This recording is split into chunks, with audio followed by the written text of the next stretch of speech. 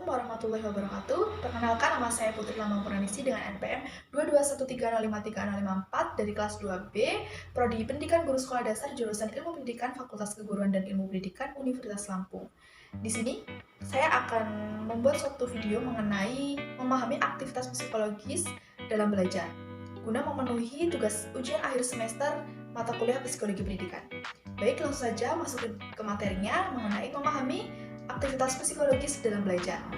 Dalam konteks yang pertama ada ingatan dan lupa, yang kedua ada berpikir, yang ketiga ada metakognisi dalam belajar, yang keempat ada perasaan atau emosional dalam belajar.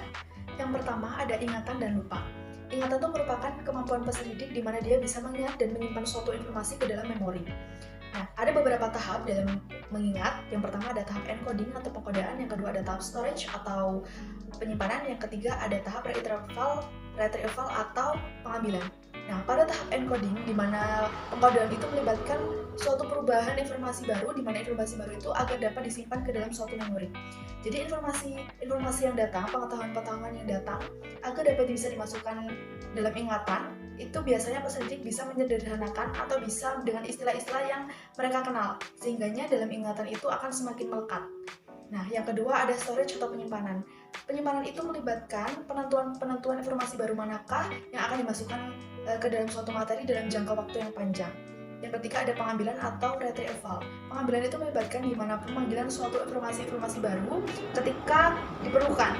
Biasanya pada saat penugasan itu peserta didik akan menggunakan suatu pemikirannya, ingatannya untuk menjawab soal-soal. Itu yang disebut dengan retrieval atau pengambilan. Selanjutnya ada lupa. Lupa itu dimana kondisi peserta didik itu tidak bisa memanggil informasi-informasi yang sudah mereka simpan di dalam memori pada saat yang diperlukan. Biasanya lupa itu karena adanya kegagalan dalam pengambilan atau retrieval, kegagalan dalam penyimpanan ke dalam memori, dan kegagalan dalam pengkodean. Maka dari itu menyebabkan kesulitan dalam menangkap suatu informasi, dan itu harus perlu diatasi oleh pendidik. Yang kedua ada berpikir. Berpikir itu merupakan suatu usaha individu untuk mencari suatu titik terang dalam sebuah masalah, di mana tingkat tinggi dalam berpikir itu ketika seseorang individu itu bisa memecahkan suatu masalah. Individu itu berpikir itu bisa terdiri dari dua jenis, yaitu ada berpikir kreatif dan berpikir kritis. Yang pertama berpikir kreatif. Berpikir kreatif itu di mana seorang individu itu bisa memunculkan atau menghasilkan ide-ide baru dalam memecahkan suatu masalah. Sedangkan berpikir kritis adalah bagaimana individu itu bisa menganalisis, menjawab suatu permasalahan, dan memecahkan suatu masalah. Untuk memecahkan suatu masalah itu individu bisa menginterpretasikan atau menggabungkan antara berpikir kritis dan berpikir kreatif, karena keduanya itu sangat berperan penting dalam pendidikan. Yang ketiga ada metakognisi dalam pendidikan. Metakognisi itu merupakan suatu sarana dalam berpikir yang lebih dalam dan dalam tingkat abstraksi yang lebih tinggi, di mana peserta didik itu dia bisa mengetahui bagaimana keterampilan belajar yang efektif untuk mereka bisa mengatur cara belajar mereka, aktivitas belajar mereka untuk menghasilkan tujuan pembelajaran yang diinginkan oleh peserta didik. Selanjutnya ada perasaan. Perasaan atau emosi itu sangat mempengaruhi dalam proses belajar. Bagaimana tidak? Karena perasaan atau emosi itu sangat mempengaruhi motivasi belajar siswa, konsentrasi siswa dalam belajar, dan bagaimana cara peserta didik itu mengambil suatu keputusan dalam belajar. Nah, emosi atau perasaan itu terdiri dari dua, yaitu ada emosi positif dan emosi negatif. Ada perasaan positif dan perasaan negatif. Nah, emosi positif itu seperti apa sih? Seperti antusias dalam belajar, rasa keingintahuan yang tinggi, dia aktif dalam pembelajaran. Lalu ada emosi negatif. Emosi negatif itu seperti apa? Seperti frustasi. Dalam itu hal-hal seperti frustasi atau mungkin rasa malas-malas itu sangat menghambat dalam pembelajaran. Maka dari itu, tugas seorang pendidik atau seorang guru itu bagaimana pendidik bisa menciptakan suatu kondisi lingkungan agar suatu perasaan atau emosional peserta didik itu bisa timbul secara positif, bisa antusias dalam pembelajaran, bisa menimbulkan suatu pembelajaran yang aktif dan berprestasi dalam setiap peserta didiknya. Mengawasi aktivitas psikologis dalam belajar itu penting untuk dipahami bagi kita sebagai peserta didik. Yang pertama, pastinya untuk meningkatkan efektivitas pengajaran kita.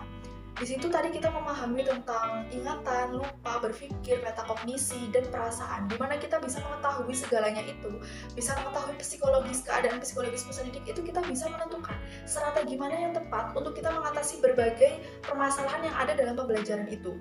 Misalnya, kita bisa mengetahui setiap individual peserta didik itu memiliki karakteristik atau kecerdasan yang berbeda-beda dalam ingatan dan lupa yang berbeda-beda.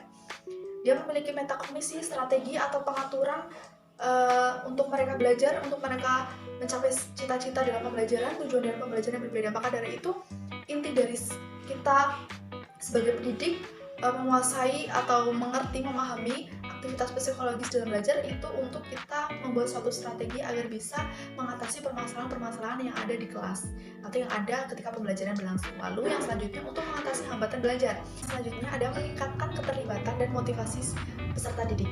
Nah, tadi kita sudah membahas ya bagaimana cara memahami aktivitas psikologi, salah satunya ada perasaan atau emosional pada peserta didik. Nah, perasaan atau emosional itu sangat mempengaruhi hasil belajar peserta didik. Karena apa?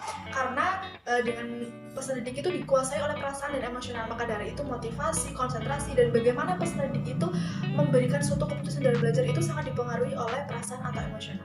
Tadi emosional itu ada dua, ada emosi positif dan negatif. Emosi positif itu bisa membuat peserta didik itu antusias dalam belajar, excited gitu. Antusias itu rasa keingintahuan yang tinggi.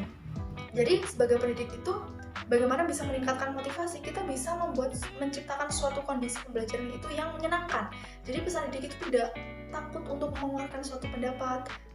Di dalam hati, di dalam diri itu terjalin suatu emosi yang positif, timbul suatu emosi yang positif seperti itu. Lalu ada meningkatkan pengajaran yang individual. Perlu kita ketahui ya, dalam setiap individu itu pasti mempunyai suatu gaya belajar yang berbeda, suatu daya ingat yang berbeda, dan kecerdasan yang berbeda. Maka dari itu kita sebagai pendidik itu kita bisa mengolah suatu pembelajaran yang multikultural, bisa diterima di setiap jenis-jenis karakteristik peserta didik. Maka dari itu kita harus sebagai pendidik itu harus memiliki strategi yang berbeda, strategi yang bisa menggabungkan suatu model, metode, teknik yang berbeda agar kita bisa menanggulangi segala permasalahan, segala jenis karakteristik individu peserta didik yang ada di dalam pembelajaran. Dalam rangka meningkatkan pembelajaran yang efektif, maka penting bagi pendidik untuk memahami aktivitas psikologis dalam belajar dengan cara memahami aspek ingatan dan lupa, metakognisi, berpikir, dan perasaan atau emosional dan belajar pada peserta didik. Nah, maka dari itu dengan memahami seperti itu, diharapkan pendidik itu bisa menciptakan pengalaman belajar yang baru, strategi yang baru, dan bisa mendorong pengetahuan yang mendalam dan bisa mensukseskan akademik siswa. Itu saja materi dari saya mengenai memahami aktivitas psikologis dalam belajar. Saya akhiri, wassalamualaikum warahmatullahi wabarakatuh.